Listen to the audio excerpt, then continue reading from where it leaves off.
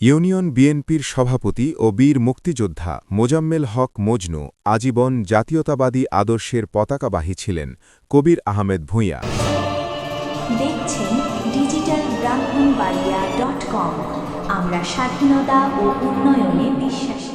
মোহাম্মদ নিয়ামুল ইসলাম আকুঞ্জি, ব্রাহ্মণবাড়িয়ার কসবা উপজেলার বিনাউটি ইউনিয়ন বিএনপির সভাপতি ও বীর মুক্তিযোদ্ধা মোজাম্মেল হক মজনুর নামাজে জানাজা অনুষ্ঠিত হয়েছে। ঢাকার এভার কেয়ার হাসপাতালে চিকিৎসাধীন অবস্থায় তিনি মৃত্যুবরণ করেন। ইন্না লিল্লাহি ওয়া ইন্না ইলাইহি রাজিউন।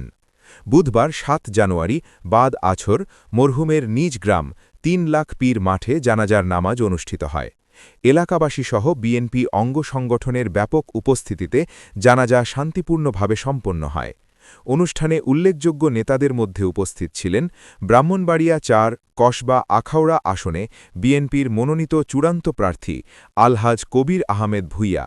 এছাড়া উপস্থিত ছিলেন ব্রাহ্মণবাড়িয়া জেলা বিএনপির সাধারণ সম্পাদক সিরাজুল ইসলাম সিরাজ, কসবা উপজেলা বিএনপির সভাপতি অ্যাডভোকেট ফখরুদ্দিন আহমদ খান, সাধারণ সম্পাদক শরীফুল হক স্বপন, সাংগঠনিক সম্পাদক কামাল উদ্দিন কামাল, কসবা পৌর বিএনপির সভাপতি শরীফুল ইসলাম ভূঁইয়া প্রমুখ। সংক্ষিপ্ত বক্তব্যে বিএনপির এমপি প্রার্থী আলহাজ কবির আহমেদ ভূঁইয়া বলেন, বিনাউটি ইউনিয়ন বিএনপির সভাপতি ও বীর মুক্তিযোদ্ধা মোজাম্মেল হক মজনু আজীবন জাতীয়তাবাদীর আদর্শের পতাকাবাহী ছিলেন। তার মৃত্যু কসবা ও পুরো ব্রাহ্মণবাড়িয়া জেলা বিএনপির জন্য এক অপূরণীয় ক্ষতি। আমরা তার রুহের মাগফিরাত কামনা করছি। দোয়া ও মোনাজাত পরিচালনা করেন কসবা উপজেলা বিএনপির সাধারণ সম্পাদক শরীফুল হক স্বপন।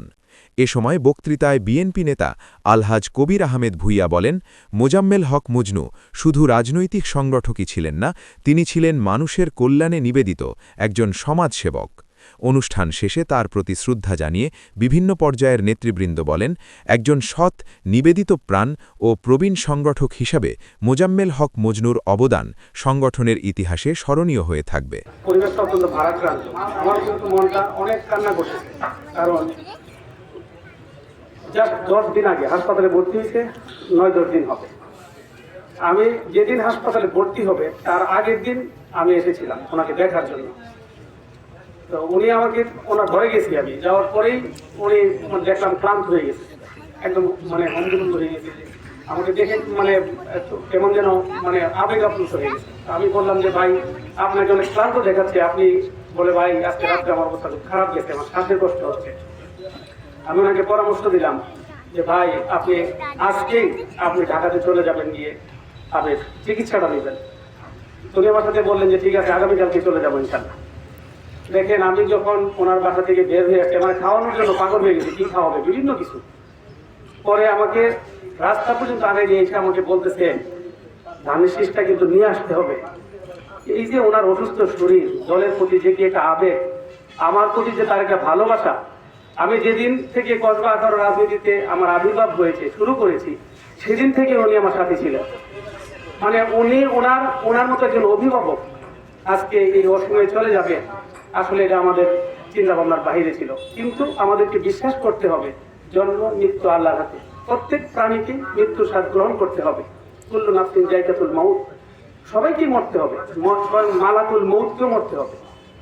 আল্লাহ নিজের হাতে মালাকুল মউতকে কতল করবেন, তখন আর কোনো মৃত্যু থাকবে না। তখন কেউ যদি ভালো কাজ করে, সে অনন্তকাল ভালো কাজের ফলাফল পাবে। আর কেউ যদি দুনিয়াতে আমলনামা খারাপ করে দেয়, সে অনন্তকাল সে খারাপ অবস্থায় থাকবে, দুজকে থাকবে। তা আমরা আসুন এই মজনুবাই থেকে, উনি তো একজন সফল মানুষ ছিলেন।